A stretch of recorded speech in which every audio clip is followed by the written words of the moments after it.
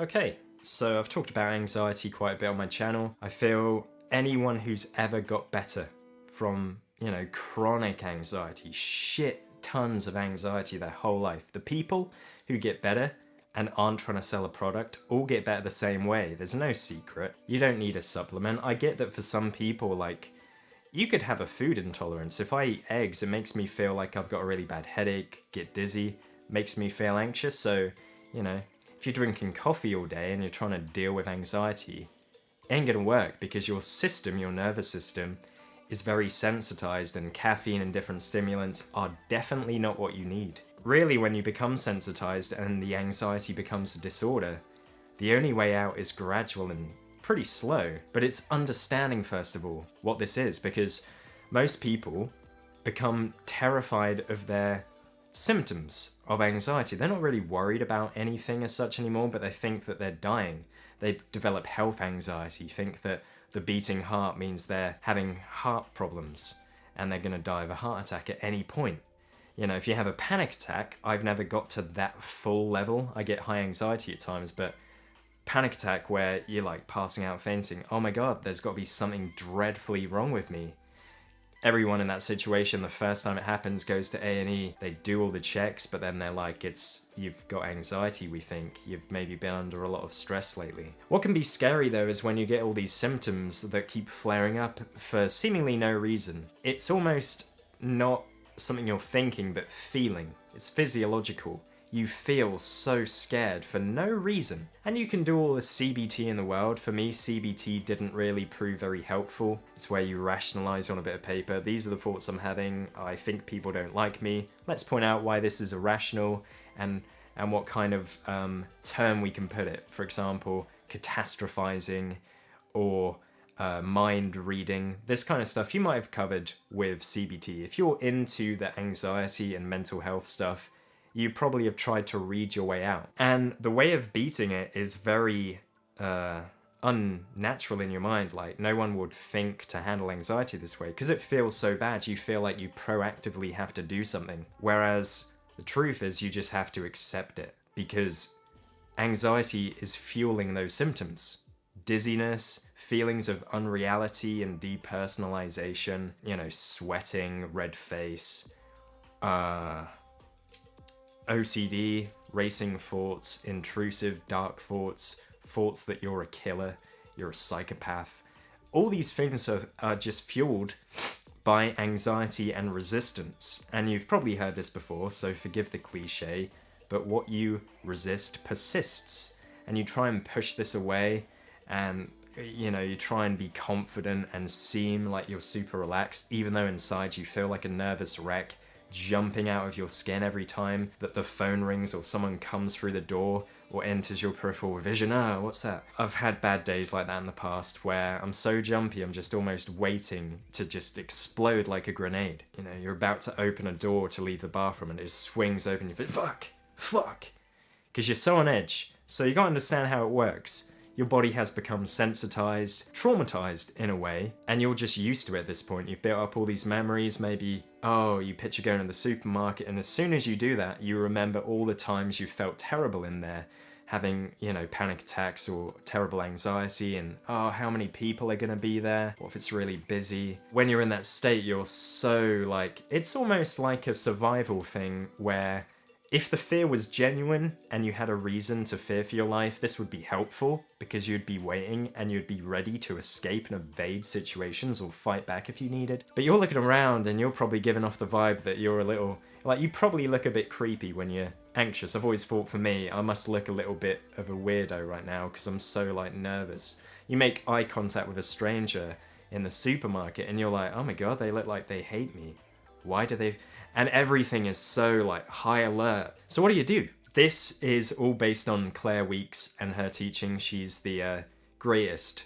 She's the fundamental person that, from my understanding, came up with all of this and helped so many people during her life. And other ideas that have come out have been based on Claire Weeks, and this is the stuff that really works. It's the stuff you can do yourself, and it's not that easy, which is why people give up and read some other bullshit or pay for a course online that does nothing. What you can do when you feel so anxious in those situations that you start forgetting everything, you don't know what to do at all.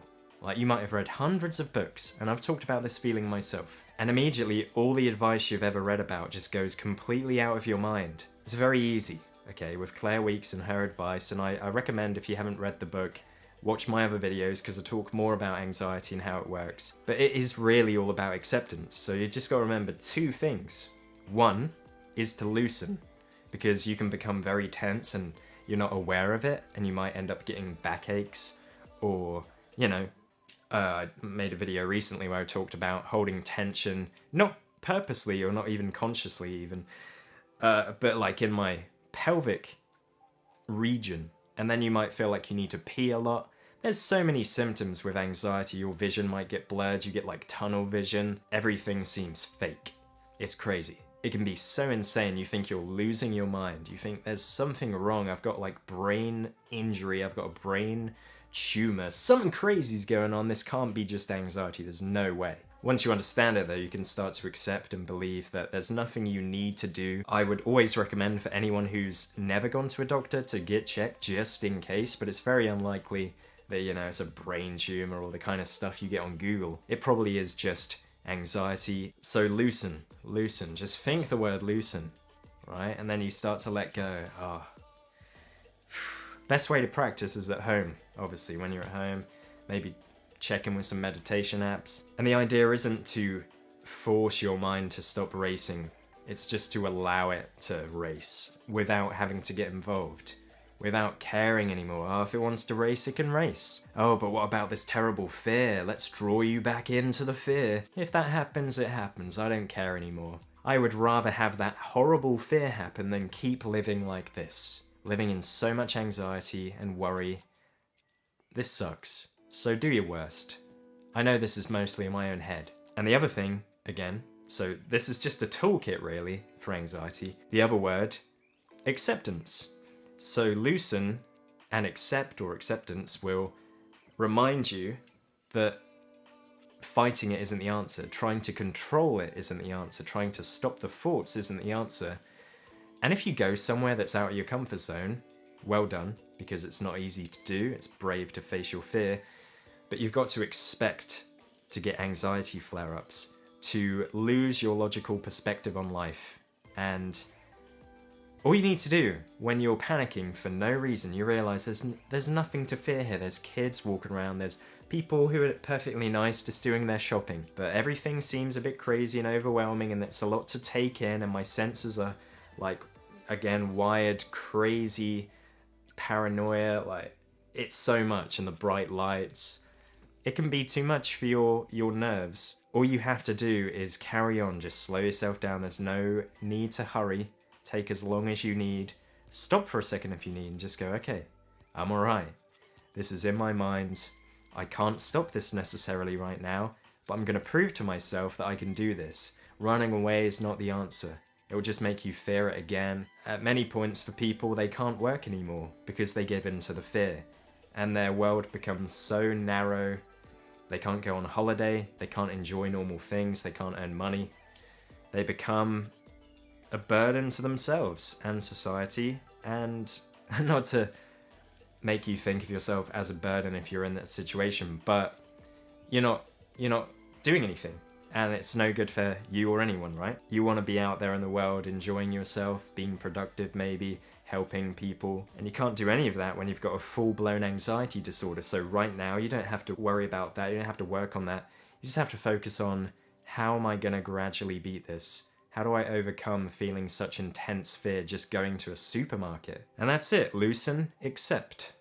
Anytime you start thinking, oh no, what is this? Loosen and accept. It's anxiety. I know it's anxiety. And the first step really is drilling that into your mind, where you really have lived with this for years. You know there's nothing wrong physically. You've had blood tests. You're not dying. This is anxiety that millions of people suffer from. And as you're starting to get better, and you go out and you face your fear, and you learn to relax in situations that previously scared you, you start thinking, okay, maybe I've beat this, and then you have a really bad day. You just wake up feeling very intense again.